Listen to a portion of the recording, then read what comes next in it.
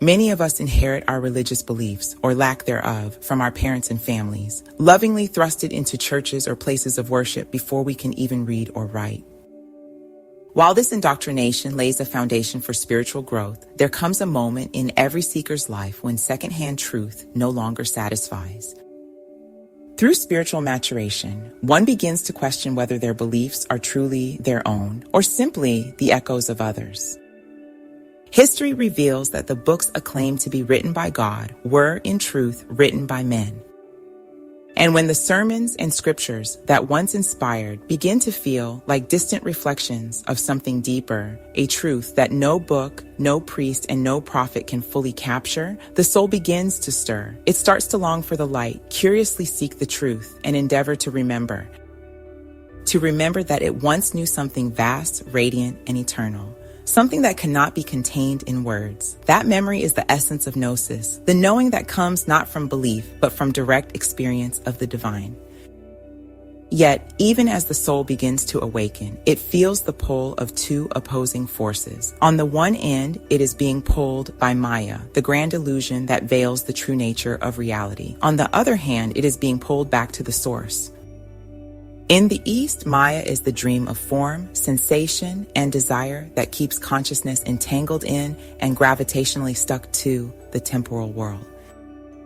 It is the illusion that we perceive around us, but the law of attraction is inherent in creation. Like a magnet, the divine itself pulls you in the opposite direction, calling the soul back home. Between these two forces, man stands at the center, endowed with free will, the sacred ability to turn toward light or shadow, spirit or matter. This is the great spiritual tension and polarity that defines the human journey, to awaken within the illusion and consciously choose the path of return. Gnosis whispers, you are not separate from God. You are the drop returning to the ocean, the spark remembering the fire, the soul awakening from its long dream of forgetfulness and turning back to the source. This journey has been walked before by mystics of every age, the Desert Fathers, the Egyptian initiates, the Hermetic sages, the philosophers of Greece, and the alchemists of Alexandria. All sought not to believe in God because they were told to, but to seek, know, and fall in love with God for themselves. And that is the sacred work of the awakened soul. The Greek word gnosis simply means knowledge, but in the mystical sense, it means the knowledge that transforms. It is the inner revelation that pierces illusion, the direct encounter with truth. It is not a knowledge that can be taught, only awakened. You could read every sacred text, study every theology, and still not know. For gnosis is the realization that the divine is not an object of study, but the subject itself, the consciousness that observes, feels, and exists within you now. The ancient Gnostics taught that humanity is caught between two worlds, the material world, governed by ignorance and illusion, and the spiritual world, radiant and infinite, hidden behind the veil of the senses. They taught that we are fragments of divine light, trapped in a world of shadow, yet capable of awakening through remembrance. This is not myth, it is metaphor. To have gnosis is to awaken from the trance of separation. It is the realization that the light you seek is the life force that weaves through you and all things, that the truth you chase unfolds through a process of asking, listening, contemplating, and acting on faith. The Gnostic does not reject the world, but learns to see through it as a dream being dreamt by the divine mind.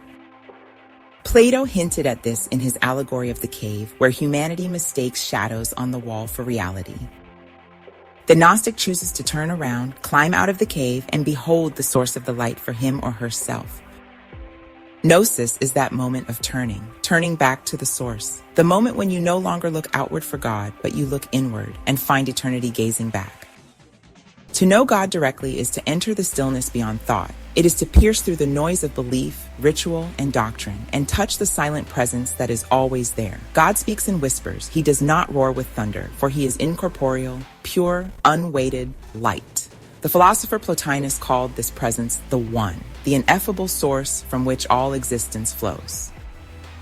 He also taught that the soul, when purified of ignorance, desire, and the weight of the material, can rise again toward its source, until it becomes one with the infinite light. He wrote, "The eye could not see the sun were it not itself sun-like," meaning to know the divine, you must become divine in your perception. Only when your consciousness is refined can you see God, because God is not seen as an object. God is the seeing itself. The Hermetic path teaches that the universe is mental, pure consciousness, and that your mind is a microcosm of the cosmos.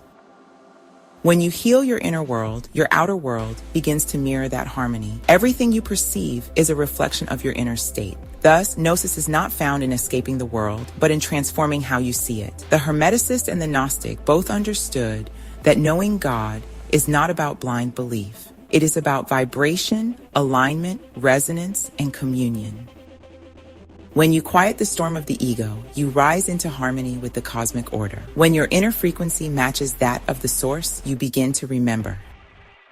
This is spiritual alchemy, the transmutation of the base self into gold. The alchemist's furnace was not merely a physical vessel, but a symbol of the soul under transformation.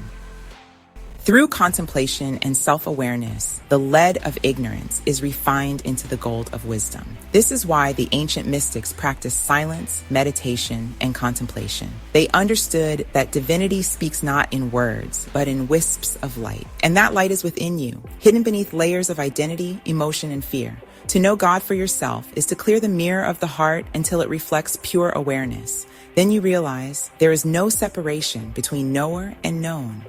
You are the eternal witness, the living spark of the infinite flame. In its forgetfulness and in an effort to survive, humanity turned outward to the material world that it could touch and see to find the source.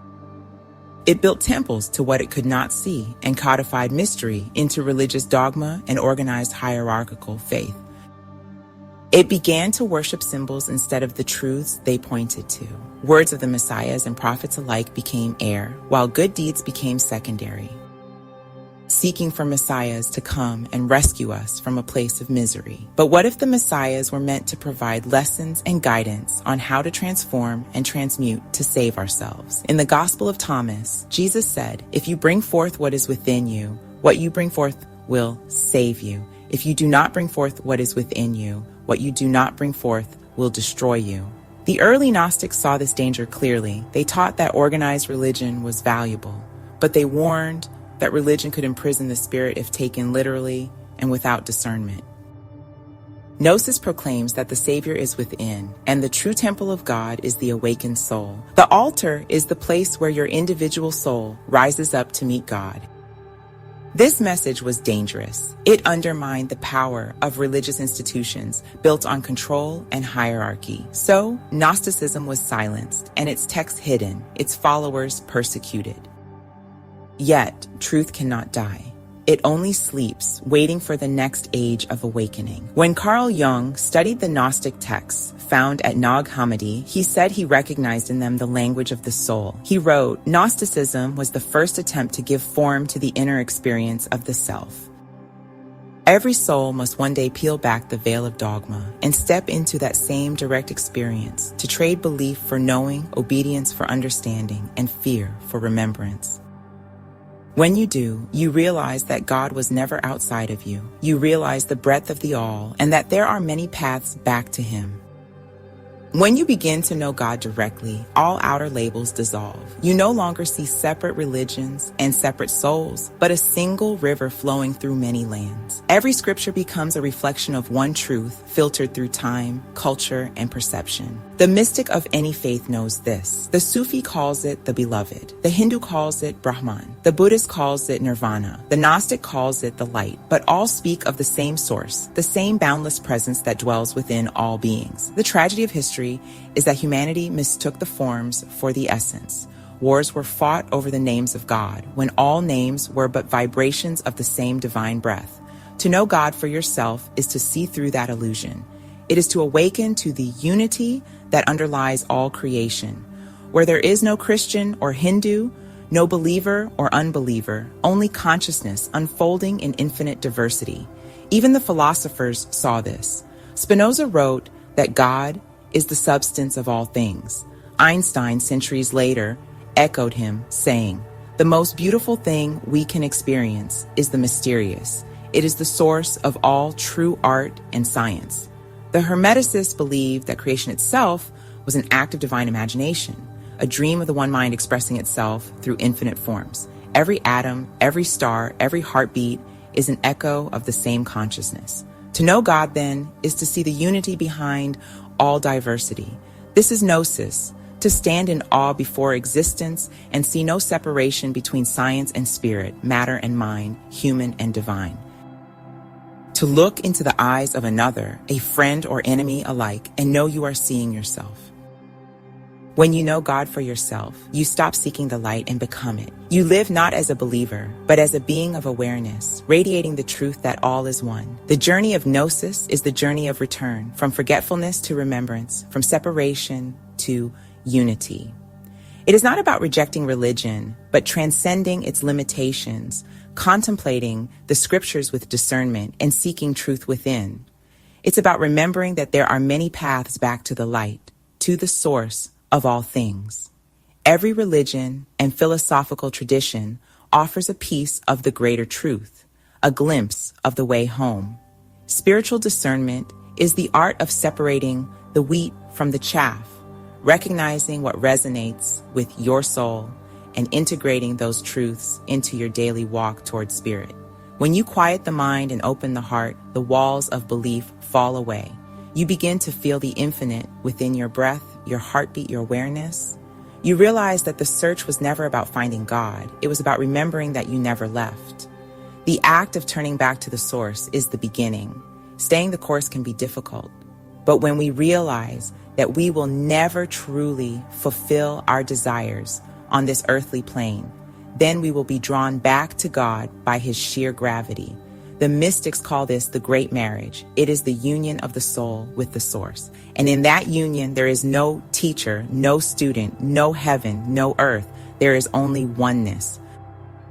So let the words fall away. Let the dogmas crumble. Enter the silence within. For in that silence, you will hear the timeless whisper that has guided seekers for millennia. And remember, you are everything, every being, every emotion, every event, every situation. You are unity. You are infinity. You are love, light, light, love. You are all. Thank you for watching. Like and subscribe. Namaste.